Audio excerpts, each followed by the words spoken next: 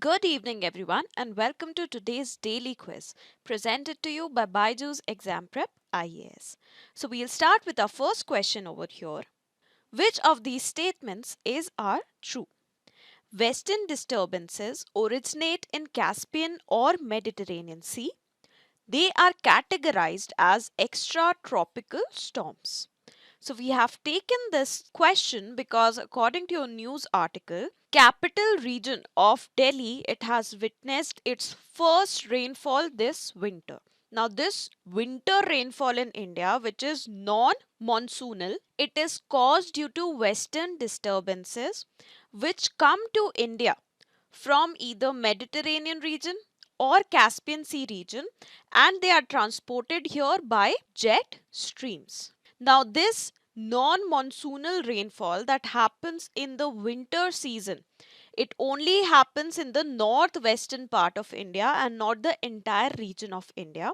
Moreover, this rainfall, it is extremely important for the rabi crops like wheat. So that is why the western disturbances and the rainfall they bring, they are very important for even the agricultural economy of the country. Now western disturbances, they are something called extratropical storms because they are created beyond the tropical regions. So they are created beyond the tropical regions, that is beyond the Tropic of Cancer. So that is why they got this name. So this is a correct statement. This is also correct statement, and our final answer is C. Now we come to our next question. Identify the correct statements. UNSC has 10 non-permanent members. It recommends new members to be added to the United Nations General Assembly. India is currently a non-permanent member of the United Nations Security Council, that is UNSC. We have taken this question because in his first visit as the President of United Nations General Assembly, President Saba Korosi, he has chosen to visit India. Now, according to him, the United Nations Security Council, the current format of it, that it has only 5 permanent members which have a veto power through which they can block any of the decisions of the United Nations Security Council. This pattern of membership, it is not reflecting today's realities, specifically because one of the permanent members, they have attacked their neighbor and they are blocking or vetoing all the decisions that the Security Council is trying to take to bring peace back to this region. So this is a correct statement. The Security Council has 5 permanent and 10 non-permanent members. Now these permanent members, they have a lifetime membership of the UNSC, while these non-permanent members, they are elected for 2 years. This is also correct. It is the Security Council which has the authority to recommend new members to the General Assembly to be added as a part of United Nations. This, however, is a wrong statement. Currently, India is not a non-permanent member of UNSC. It is not a member of Security Council. The last time it was a member was in 2021 and 2022. India has been a non-permanent member of Security Council for 8 times up until now. So the correct answer here is A. Now the third question. Which of the statements are true regarding the Western Ghats? They are a biodiversity hotspot. The highest point of Western Ghats is Nandi Hills. It is an important water divide for India. Now we have taken this question because there has been a discovery by scientists at Agarkar Research Institute in Pune, and they found a rare plateau in the Western Ghat region, and this could hold the clues to how plants are surviving in the arid regions in Western Ghats and related to climate change. So up until now, there were only 3 types of plateaus that were known to be existing in the Western Ghats. There were high altitude laterite plateaus, low altitude laterite plateaus, and high altitude basalt plateaus. But recently, these scientists they have found a rare low altitude basalt plateau in the Western Ghats. And according to these scientists, if we are able to study the ways in which plants which are present in this arid region, this rare plateau which has been found is arid. So if we are able to properly study how plants are able to survive over here, how vegetation can survive in high temperature conditions which are likely to get worsened due to climate change, then that would be a big breakthrough in trying to understand, trying to protect the species against the vagaries, against the impact of climate change. So this is a correct statement. Now, biodiversity hotspots was a term given by Norman Mayers. Now, according to Conservation International, to become a biodiversity hotspot, the area should qualify two criteria. One, the area should have at least 1500 species of vascular plants that should be endemic to that particular region. And secondly, the habitat over there, it must be threatened. So right now, India has 4 biodiversity hotspots or parts of these 4 biodiversity hotspots. These are Himalayas, we have Indo-Burma region, then we have Western Ghats, and finally we have Sundaland.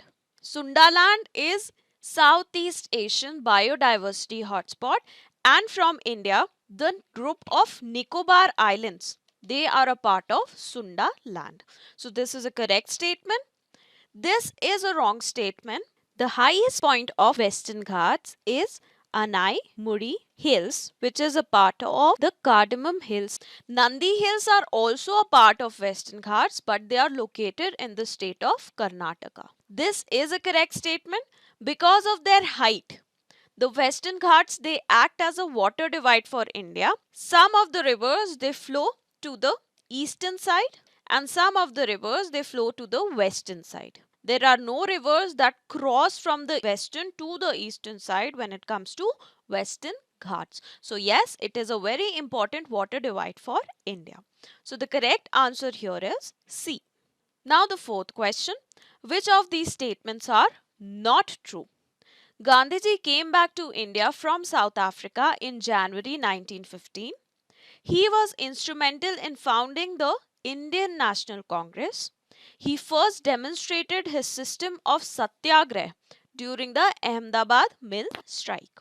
Now this question is important because today, that is on 30th January, we are paying tribute to Mahatma Gandhi, the father of our nation, on his death anniversary or his Punya Tithi. So if we see over here, this is a correct statement.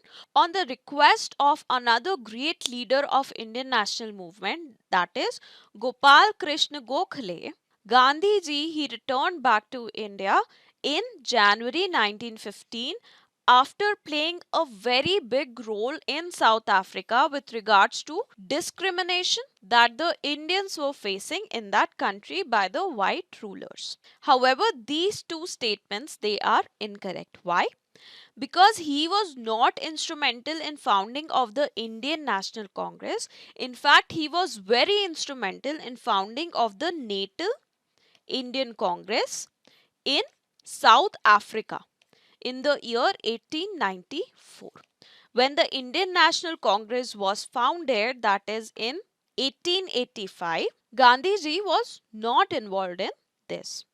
This is also a wrong statement because he first demonstrated his satyagrah technique during the Champaran Satyagrah. During the Ahmedabad mill strike, it was the first time that he demonstrated his technique of hunger strikes along with satyagrah.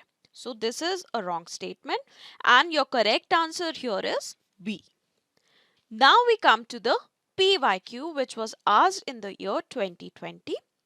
It is related to environment and ecology. According to India's national policy on biofuels, which of the following can be used as a raw material for production of biofuels?